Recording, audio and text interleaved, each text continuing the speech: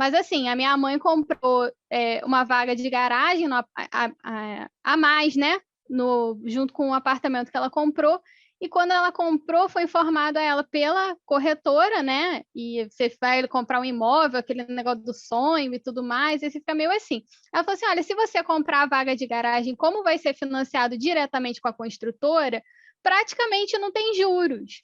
O valor da vaga é 20 mil, você vai pagar algo em torno de 22 mil ao final, né? E o valor das prestações vão ficar em 200 e poucos reais. Então, ok. Aí, tudo bem. Só que nós começamos pagando, até peguei o papel para olhar, R$ 266 em 2017. Aí foi aumentando 270, 280 e pouquinho, 290 e pouquinho. Agora já está em 422. E aí, né, assim, aí eu liguei para a construtora hoje e perguntei, falei, olha, já está assim, quase impagável, está quase o dobro do que era originalmente, eu queria saber o que está acontecendo. Aí ela me explicou que é porque, nesse caso, está sendo aplicado, o índice de correção aplicado é o IGPM, e ele sempre é aplicado sobre a prestação do último mês, né? Então, assim, num caso desse, como que a gente vai ter essa possibilidade de ser informado de um custo total de um financiamento se ele é sobre um índice que oscila? E, enfim, ele vai sendo alterado ao decorrer do tempo. Olha, GPM aí, Thaís, é um índice que no último, de 2020 para cá, ele teve um acúmulo assim, incomum. Pois é. O que eu tenho visto isso na prática contratual, não só de direito ao consumidor, né, mas nos contratos em geral, que tem previsto IGPM, está havendo renegociação. Uhum. E aí estão aplicando, está havendo aditivo contratual, por exemplo, para aplicar IPCA. Eu já vi contrato, por exemplo, que eles estão falando, não, nenhum nem outro, vamos aplicar 50% de GPM, 50% de IPCA, né, para não ficar também só um índice menor. Mas isso é um problema concreto que tem acontecido, pontual, atualmente, e que está onerando o contrato. O contrato, de uma maneira geral, para o consumidor, pior ainda. Né? Porque, por exemplo, para uma empresa que tem saúde financeira e tal, talvez ela consiga suportar um reajuste desse tipo. Mas o problema que eu vejo é, se estava previsto já o IGPM, quando o contrato foi firmado, eu não vejo aí nenhuma abusividade, Perfeito. nada que invalide o contrato, né? Mas está havendo aí um desequilíbrio. E aí talvez o consumidor aí, sua mãe, tenha direito aí à revisão desse contrato, né, com base lá na quebra da base objetiva do negócio. Né? Não, aí não é a teoria da imprevisão, seria aí a teoria da quebra da base objetiva do negócio, que é adotada pelo CDC. Seria talvez uma possibilidade, porque está havendo um desequilíbrio de fato. Né? Que, embora não seja antijurídico, né? Mas está onerando demais. Então, talvez seja o caso de negociar isso aí e falar assim, olha, vamos fazer esse reajuste de outra forma, porque o IGPM realmente ele disparou. De 2020 para cá, ele disparou. Teve acúmulo aí de 23%, 24%. Foi, eu descobri isso hoje.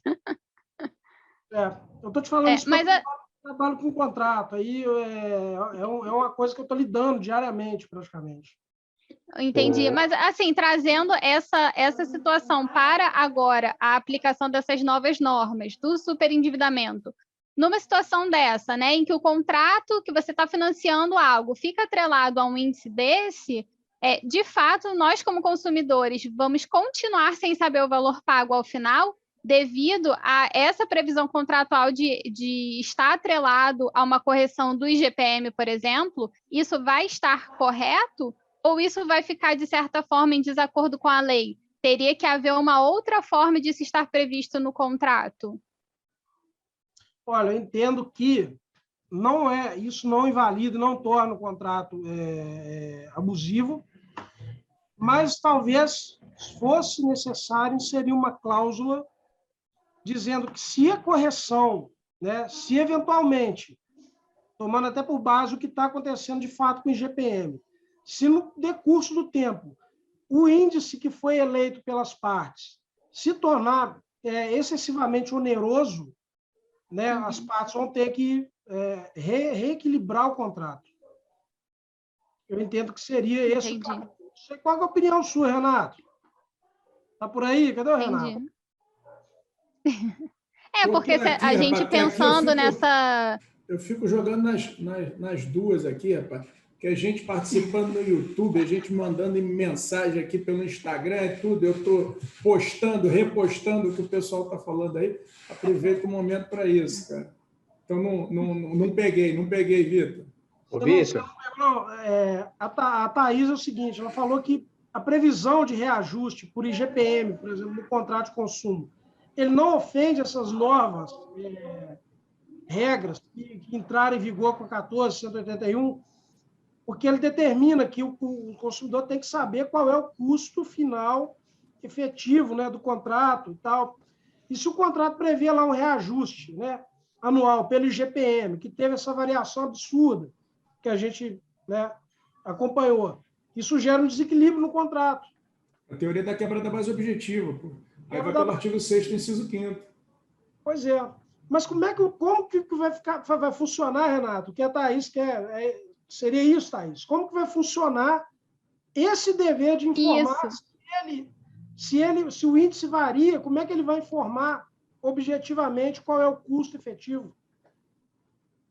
Exato, porque se o índice varia, o consumidor ele continua sendo privado de fazer um planejamento financeiro, entendeu? Porque eu estou passando por isso. O meu planejamento financeiro na questão da vaga de garagem era pagar 280, no máximo R$300. E agora, por causa dessas correções, que inclusive são aplicadas sempre sobre a do mês anterior, né? Isso também não tinha sido me explicado.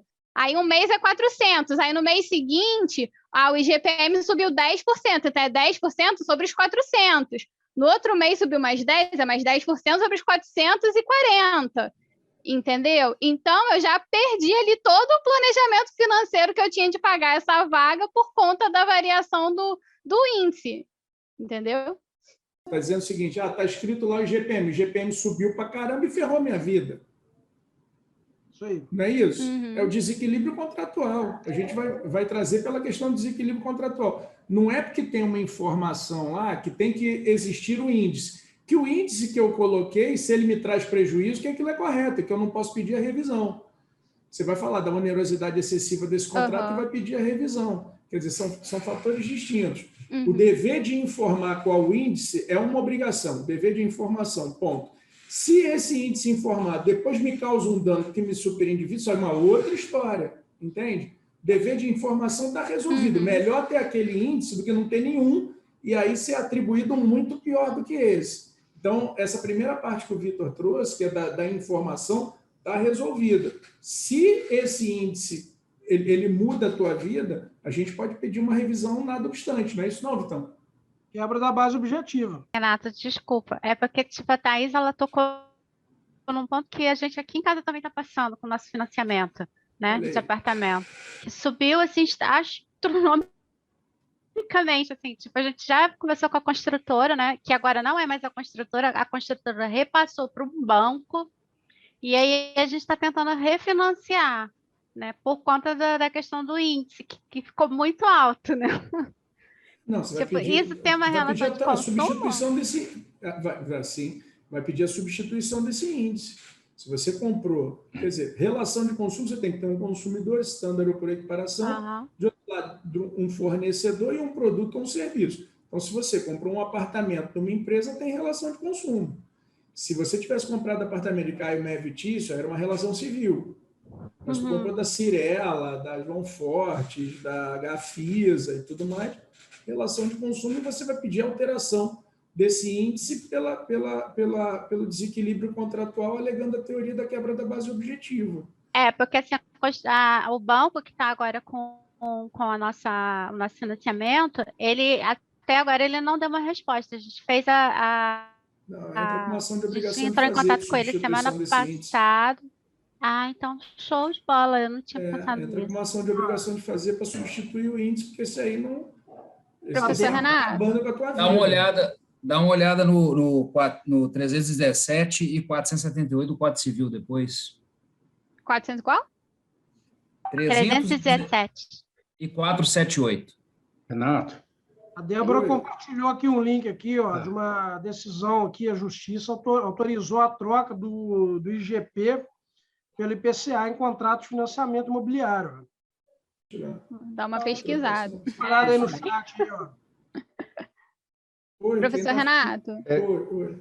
a minha dúvida, ao final, assim, eu trouxe essa situação somente para exemplificar, né? A minha dúvida no final foi só com relação ao artigo que o professor Vitor tratou e que a gente estava abordando que, né, o consumidor ele tem direito de ser informado sobre o quanto ele vai pagar ao final, o custo total do financiamento, da negociação, enfim. E como ficaria isso dentro, como ficaria o cumprimento dessa norma nesses tipos de contrato que ficam atrelados a índices, né? Não, a gente...